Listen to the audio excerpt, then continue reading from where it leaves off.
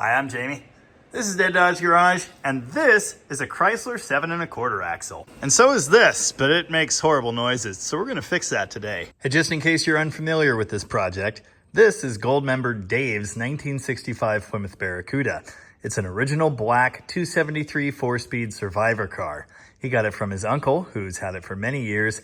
It's been parked since the early 90s. And in a series of videos over the past few months, I got this thing running and driving again, replaced the fuel tank and fuel pump and a bunch of other things. Then we gave the 273 engine the commando treatment. You can go back and watch those videos if you want to know more about the car. Today, we're replacing the 7 1/4 axle and the transmission and the clutch and the shocks, and we're going through the brakes and so much more. If you're wondering if I can complete a project like this for you, the answer is maybe. It's something I get asked about a lot. I'm in the Pacific Northwest. If you're somewhat local to me and you have a relatively quick project of this type, I may be interested in it, but understand I've got a lot going on, so no promises. Anyway, this video was nuts. It took like a month to film. Countless different things happened. Let's dig in. Now, I've done multiple videos in the past on this, the Chrysler 8 3/4 axle. This was the slightly heavier duty piece that Chrysler put in all kinds of muscle era cars, like this 1969 Charger, for example. Starting in 1966-ish, the 8 3/4 axle was available in these smaller A-body cars. Before that, the 7 1/4 was the only thing you could get. Since it was the only axle available, that means factory V8 4-speed cars, like this one, got a 7 1/4. Hey, you know what they say? 3 out of 4 ain't bad. Now, if you're a hardcore Mopar racer type guy that wants to put ridiculous power to the ground in your A-body with traction, I probably don't have to tell you that the 7 1/4 axle is not for you. You'll want to upgrade to an 8 3/4 or a Ford 9-inch or maybe even an 8.8 or the ultimate Dana 60. However, the lion's share of just regular street driving A-bodies will be just fine with a 7 1/4. The mortal enemy of the small 7 1/4 axle is shock loading. Having tires that actually stick to the ground and dumping a bunch of power through this thing with like a clutch dump. That's when you're gonna run into problems here. They certainly weren't built for hard launches. They were built to tool around town and, do normal car stuff. Incidentally, having a bit of extra horsepower and shoving it through this thing is not inherently going to destroy it. If you don't have traction, if you've got regular skinny street tires, and the one tire just spins when you try to put it to the ground, well, it's just gonna spin. Now, Dave's 1965 Barracuda here is no race car. It's a regular street car. It does have a 4-speed. However, given that the tire size of what this thing's rolling on starts with a 1, and only one of those is gonna be receiving the full brunt of the 273, I think it's probably fine. So, Alan's working on getting this thing dropped out of Dave's car. He's already got the one in the garbage can CUDA loose, and that car is blocked up so we can roll it out of there as soon as we're ready. Now, this is not a replacement guide video. I kind of don't make those, and there really isn't much to this. We're swapping out the whole axle with the leaf springs, so all we have to do is undo the leaf hangers, undo the driveline, undo the brakes, the e-brake cables, and loosen the shocks, and it's ready to come out. But we do have shiny new shocks for this thing, so I guess I'll go grab those now. In the last video on Dave's car, I realized that the rear brakes were dragging, and I believed what was happening was the parking brake cables were adjusted too tightly. When we put this thing up on the lift today, I found that the cable was actually hanging down below the floor, completely slack. So obviously that wasn't the issue. Alan said, hey, maybe it's these rear cables sticking. Turns out it was. Apparently these were coming out and then staying there. They hardly want to move at all. Incidentally, we're also putting a clutch in this car, mostly because it doesn't feel like a clutch anymore. It kind of feels like putting your foot in a cube of butter. So we're gonna pull the transmission right now. Did happen to notice the 3/4 shift rod is completely loose. That's pretty typical. These are always falling apart. Place your bets now on whether we find another bad plug in the back of this engine. We already know about this one. I don't want to talk about it. I'm sure you will have noticed that this axle was a leaky bastard. Pretty sure the reason it's making noise is there's no fluid in it. Anyway, I decided to look around for a ratio tag. I'm 100% sure it's 2.7, judging by the way this thing's a total dog. The other one's a 2.7 as well, so that's fine. Would have been nice to upgrade to like a 3.2 at least, but what we have is what we have. Oh yeah, anyway, the fact that there's no tag means someone's been in this thing and they left it off. I do see shiny black paint under all of that grime, so who knows? Transmission fluid draining. Yep. It's 7 1/4 axle. Alan got the clutch out. It looks very bad. It's down to the rivets here. And it's so worn back here, these rivets were contacting the flywheel. So it's all grooved to crap. Thankfully, the friction surface is okay. We're gonna have to reuse this thing.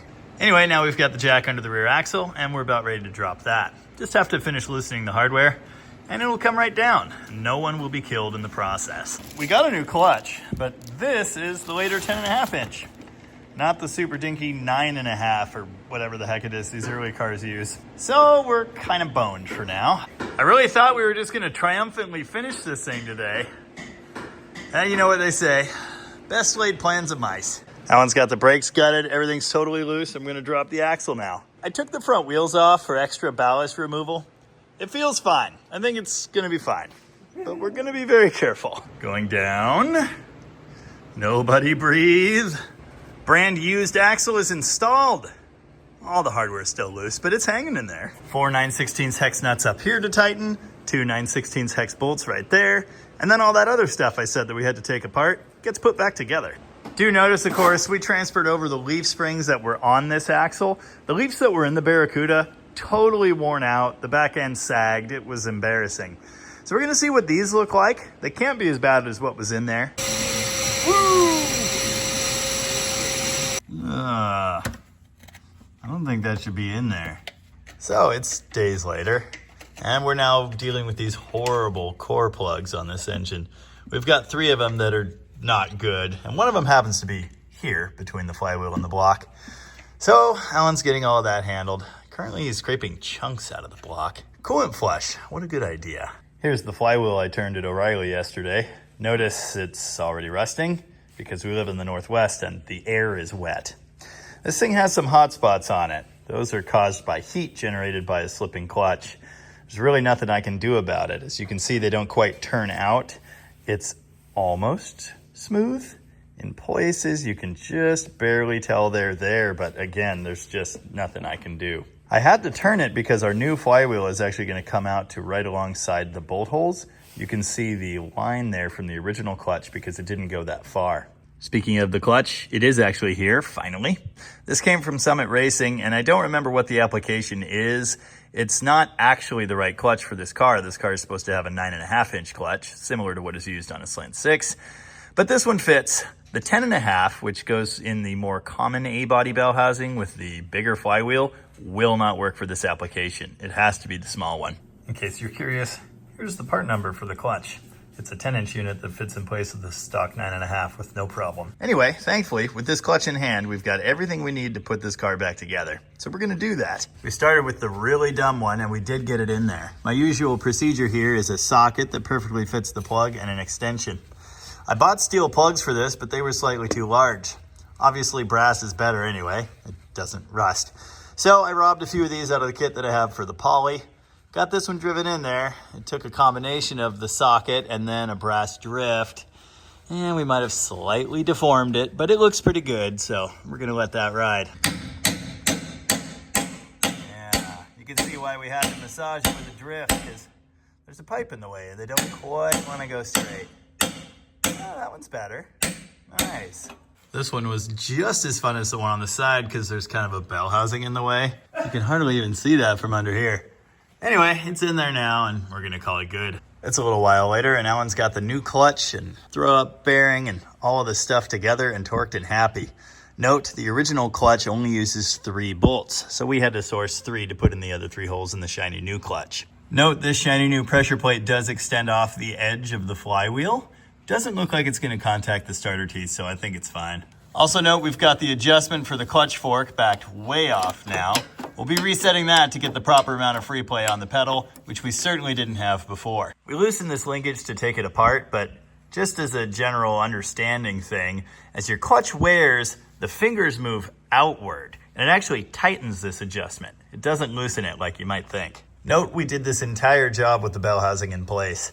It would have been slightly easier with it out, but removing it seemed really obnoxious. So now it's time to put a transmission back in this thing.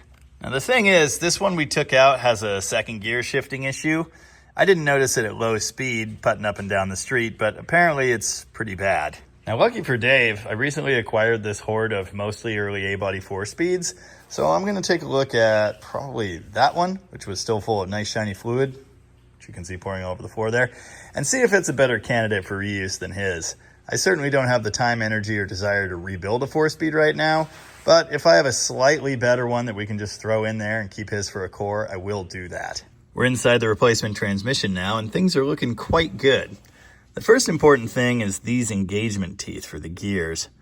You're going to see a little bit of wear on those. They're rounded off, but there's a good bit of tooth left. It's common to see on well-used units those teeth worn away like a lot. So this isn't bad. They could be filed for smoother engagement, but I'm obviously not bothering with any of that. First gear, similarly, slightly worn, but not too bad. Here's third gear. Yeah, that's fine. Fourth gear is pretty nice. Still see a good crown on those teeth, but that's pretty common. You're not usually banging fourth. I did notice these forks are a little funky. Usually these are brass. You've got your symmetrical one here in the front for 3/4, and then the 1/2 reaches up over the top, so it's really weird shaped. This is a short little brass one, and this front one is actually steel, like a later transmission. Anyway, it's looking pretty good, so I think we're just gonna slap this thing together and send it, as the kids are saying. The other issue with Dave's transmission, same as every other one of these things, it leaks from reverse down here and also slightly from the reverse light switch. As you can see, this one does too, but not as badly, so I'd say that's an upgrade. I did take the liberty of lightly sanding the IBR surface here. This is where the throw-out bearing rides, so that's good. And I even hit the pilot shaft just a little bit. Oh, this is neat. We're just kind of cleaning it up a little prior to stabbing it in the car. There was writing on here that said $70 and something. It was illegible. We started cleaning all that off, and we found this underneath it. 65 Dodge Dart GT 4-speed. These transmissions actually only fit 64 and 65 cars. It said $70 in the newer writing, but underneath it says 35 bucks. What a deal. Transmission is in. It was a bit of a dance. It was a super snug fit on the IBR. I think I probably should have cleaned this one up a little bit more. I did scrape it, but this transmission has been sitting around in a garage for years and years, and it's covered in dust and stuff. We just kind of carefully tightened the bolts as we wiggled the transmission. We did not pull it in with the bolts. You never want to do that, because if something's bound, you're going to cause damage. We were just slowly working it in, wiggling it, tapping on it, and snugging the bolts as it went. And now we're there. Now, if I'd been using my brain at all, we would have transferred this plate onto the new transmission on the ground, but I wasn't. That bottom bolt was giving Alan hell, but thankfully the top two came out. He turned the whole plate and it loosened it up just enough to break it free. These things are often a giant pain. They have those Allen heads and they love to strip, so watch out for that. Also, these shifter adapter plates are body specific. It's a little while later and Alan, the magician, has fully put this all back together. We've got a cross member that's tight. We've got a drive line installed, still covered in oil. Don't worry about that. Our new transmission is attached to the old linkage, and it seems to be really close on shifter adjustment. We'll see what this is like when we go for a test drive. Generally, to get all of this set perfectly, you'll put a pin, usually an Allen wrench, through this hole right there in the shifter to force all of the levers to align, and then you'll adjust them so they sit perfectly centered here on the transmission. And we now have a full complement of 4 nuts on our ball and trunnion driveline flange. Luckily, there were a couple spares sitting on the back of one of those core transmissions. Previously, the big positive was on that exhaust manifold. It's fixed now. Also, the little trigger wire was loose. I think I mentioned the 4 shiny new shocks. That's very nice. We just finished bleeding the brakes. They feel like brakes. That's excellent. I tested the shifter while I was up in there, and reverse was unobtainable. Word to the wise, when you're putting this linkage together, make sure your reverse lever points upward like this and not downward. If it points downward, it doesn't work. After another quick round of brake bleeding and a little bit of adjustment, we've got a good pedal, and it's finally time to put this car back on the ground. We were going to try and be smart and reuse the brand new coolant I just put in this thing. Unfortunately, when we drained it out of the bottom of the block, it wasn't pretty. So we're putting new stuff in it again. Note, I've removed one of the heater hoses. I always do this to allow a place for air to escape from the block. That way you'll be able to fill it from the bottom up by just filling the radiator. Once the coolant starts spilling out of this fitting, you pop the hose back on, top it up, and you're done. This is way easier than running it and having to wait for the thermostat to open. You'll know you did this right if you get a little puddle around the heater fitting. Also, if you noticed in a previous shot that firewall ground was off, it was supposed to run up to an intake bolt, but I kind of put a coil in the way, so I ran it down to the bell housing right there. Also, I can't help but notice that this thing hasn't gotten an oil change yet. So far, the coolants are staying in the engine. That's a good sign. Breather hose installed, stud studded, emblem re-glued. I believe it's time to declare this 273 Commando open. Oh yeah, all the lights work. I forgot. Now this thing's been stuck on the lift for 3 or 4 weeks? Something like that. I don't know, a while. Anyway, it'll probably take some cranking.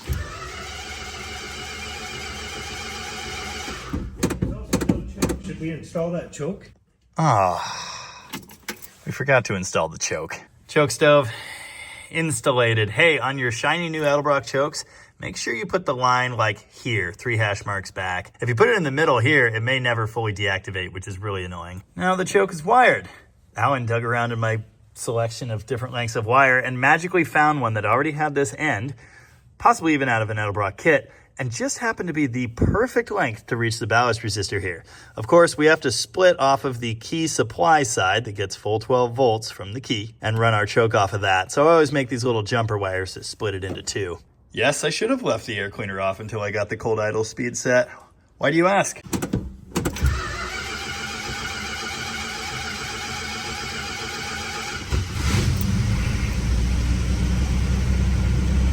That's all it takes. Ah.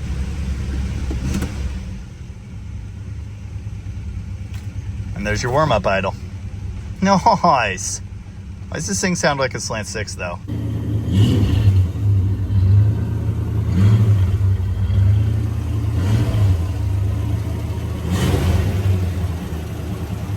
That, I believe, is a finished Barracuda.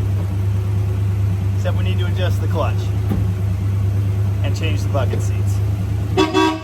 Well, here's our ride height. I think it's probably an inch higher in the back. Also, the e-brake is no longer dragging, but now that I've actuated it a couple times, you can see how loose the cable has become. We need to adjust that up so the brake does something. Also the seats, I think I mentioned that. One other thing, Dave got one of those kits to mount a flip-top cap on this car. You know, the cool one found on later Barracudas and Chargers and stuff. Unfortunately, the screw holes don't line up on this. If I were to screw this thing on the way it lines up, it would sit like that or something. So the holes in this are going to need to be re-drilled. That is beyond my pay grade right now. This is probably obvious, but my driveway is nowhere near level. Over here on the passenger side, the stance looks better. You can see more arch in the spring and you can see more of the rim. When we get it out on the road, we'll take another look at this. It's also entirely possible the ride height in the front is not set right, which can throw off the rear too. It almost looks like the driver's corner needs to come up, but again, driveway's not level. We can't take this as gospel.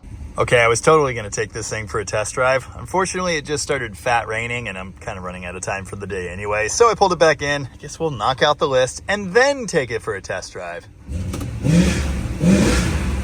Squealing belt. It's a good sign. It's got some horsepowers or whatever. Yeah, that's nice.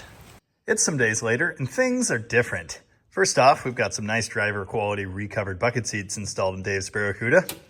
Still needs some carpet. Other than that, this thing is pretty nice inside now. In addition to swapping out the seats, Alan also adjusted up the parking brake, which now should do something and should also release and not drag. So I believe the moment is finally upon us. I need to test drive this thing. Partially because I have to know whether it's actually good or not, and partially because it's supposed to drive home to Oregon, some hours away, in like 2 days. What could possibly go wrong? First, I need to get some fuel put in this thing, and if you don't know this, early A-bodies are damn near impossible to fill with a gas can. It is ridiculous. Well, it's dumb, but it works. Okay, it's actually faster than pouring. Who knew? Well, that ain't bad. Could turn the cold idle up a little bit. Probably not going to, but I could. Alan also got the clutch adjusted to perfection. You should have about an inch of free play in the pedal before it does anything, but the clutch shouldn't be all the way down on the floor like it was before. This is nice. Of course, we are now breaking in a new clutch here, so we'll have to keep the burnouts to a minimum. I know this will come as a shock, but but the fuel gauge doesn't work. Or, wait, wasn't it reading higher than that? I don't know, whatever. Yeah, this is nice. It actually just rolls now. Every time I've driven it before, the rear brakes were grabbing really bad. That's a big part of why it was just stalling every time I tried to take off. That and the ridiculous highway gears, of course.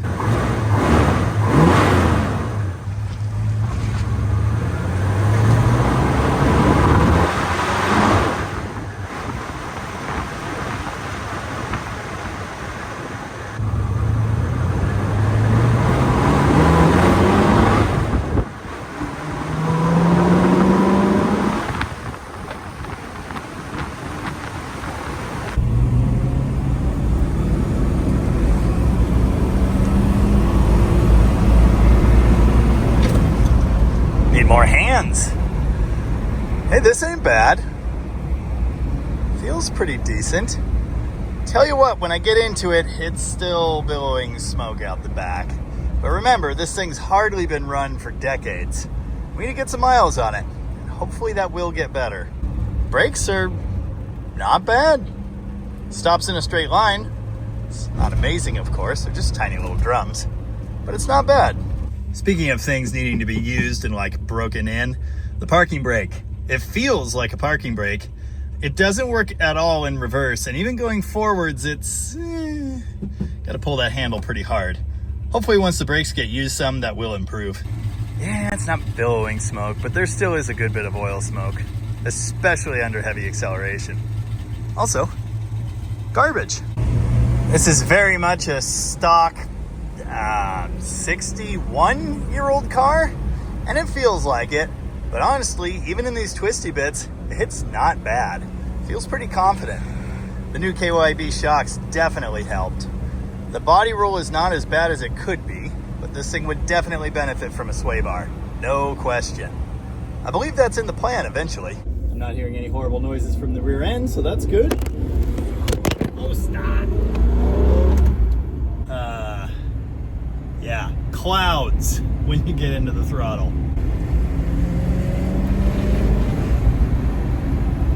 That's not great. You know, I probably should have checked the lights, but I didn't. Someone asked the other day on the 62 Lancer why there's only one blinker indicator. Well, money. Half as many bulbs, half as many wires. You can just run a wire off of the flasher straight to that light, and it's really simple. I don't want to take this thing too far afield just yet. I'm going to do a couple more laps and see if this smoking gets any better. I'm going to go through the procedure you do when you're breaking in a new engine. You accelerate and then slow down and let compression drag you back. That can help seat the rings. Notice I'm not flooring it. Kind of rolling into the throttle, maybe 40-50%, revving it out into gear, and then letting off. I'll tell you what, stock 273 two-barrel engine with the 4-barrel thrown on it, plenty fun. It's plenty peppy, even in its relatively unfortunate and tired state.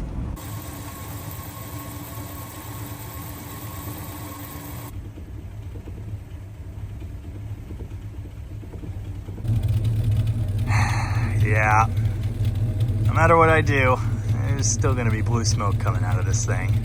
That's a sweet machine. What a great look.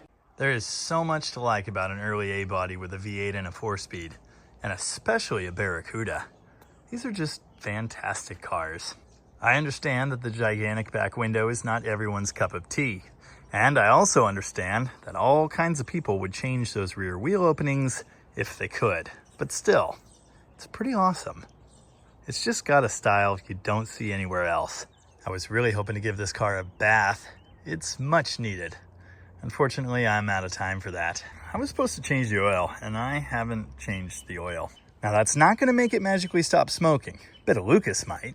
Also, I was supposed to put these wipers on. Don't get these. One of these popped off of my 66 Charger once and permanently scratched that windshield. So the right inserts, we can pull them out, slide them into these old Anco arms. Like just about everything else I do, wiper refills are one of those dying art things. You can buy inserts that actually fit these blades. This isn't that, but by taking it out of those rails, snipping like half of an inch off of it, sliding it into the rail on the old blade refill part, it works. Science. All right, maybe we'll give this thing an oil change tomorrow. I think you know who I mean by we. And then I'll take it for one more drive and see what I think. Dude, the fuel gauge is totally wiggling. I moved the car a little bit and I watched it jump down. The temp gauge hasn't moved at all. Also, apparently I haven't fixed the gauge lights yet. The way you fix the gauge lights is you just play with the dimmer switch here until eventually they come on. I've done studies, you know. 60% of the time, it works every time. Maybe not this time. Also, the dome light switch portion doesn't work. Oh, wait. Yep. There you go. I don't know why the backlight and the radio comes on with the key. All right, every now and again, I have seen the little rheostat piece broken in there. That might be what's going on with this one. It's not coming back. It's unfortunate. If you've ever poured this stuff, you know it's agonizing. It takes literally forever. The synthetic Lucas is not so thick. Oil changed. It's not getting any better. You know, Dave named this car Blackfish, but I think I'm gonna rename it Cloudmaker. It just runs sweet. It drives nice. It pulls well enough. The compression has come up some. You can actually tell it's starting a little harder than it was before, and that's a good sign, but still just billowing smoke everywhere. Yeah. I don't think that's magically going to stop, unfortunately. I do think putting more miles on this is a great idea, but I have a feeling it's going to continue to be a heavy smoker. It's slightly embarrassing in traffic. I suppose this is small potatoes, but it does have a bad alternator bearing as well. That's pretty typical. The whole point of this exercise was to do cool Commando 273 things, and I'm glad I got to do that. It performs, it's really impressive.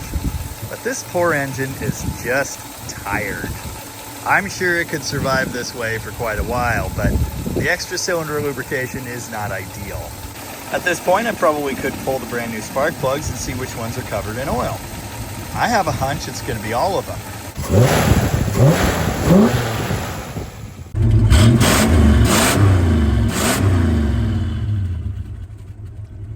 I love the 273, and I think it's a perfect fit for these early cars. But with this one tired, I think my upgrade path down the road would be a nice 360. It fits right in there. Heck, you could even dress it with the same parts and none would be the wiser. Not the intake, obviously, that's special. I've even got a really nice 360 in Dale's Demon that's gonna need a home before too long here. It's a little spicy for this thing. I do feel really good about the fact that all of the fluids are staying in the engine and the transmission and the rear axle, at least so far. The brakes are great, the handling is nice. This thing is sweet to drive. And the stance really did improve quite a bit with those new used springs. Those new seats really tied the room together too. Well, I think that's about it for Dave's Barracuda. I've taken it as far as I can. It is now a nice daily driver, except for all the clouds billowing out the back. Dave wants to drive this thing home, which is like a couple hours. I don't know if that's a good idea, but it might happen anyway. Hopefully you enjoyed following along with this project. I did enjoy doing it, but, well, I'm kind of tired of looking at this thing, and I've got other fish to fry. Huh, fish. That was dumb. Well, I'm sure it would make it home. One mild ecological disaster at a time. Mopars. That's pretty great, really. Hey, thanks for watching. And remember, rumors of the value of this back window have been vastly overstated on the internet. That's like $75 at best.